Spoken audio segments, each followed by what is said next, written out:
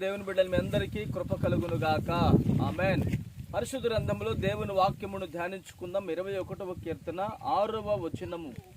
నిత్యము ఆశీర్వాదకారకుడిగా నుండునట్లు నీవు అతన్ని నియమించి ఉన్నావు. నీ సన్నిధిని సంతోషముతో అతని నుల్లసింప చేసి ఉన్నావు. ఆమేన్.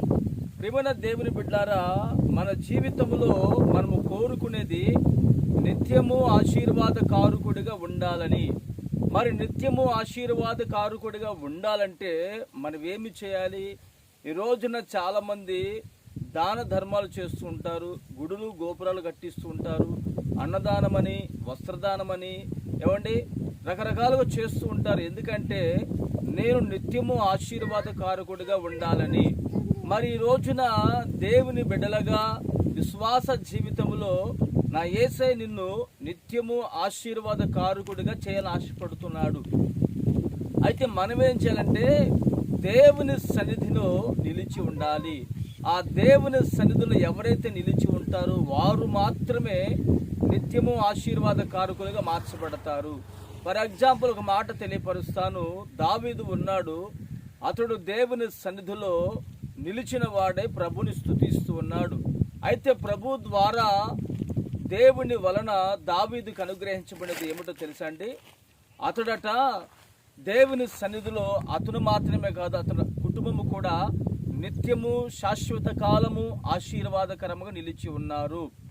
నీవైతే దేవుని సన్నిధి నిలబడుతూ ఉన్నావు.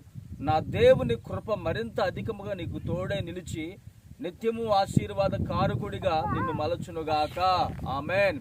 ప్రార్థన చేసుకుందాం. ప్రేమగల తండ్రి, పరిశుద్ధుడా, జీవాధిపతి, స్తోత్రం చెల్లిస్తున్నాము నాయన.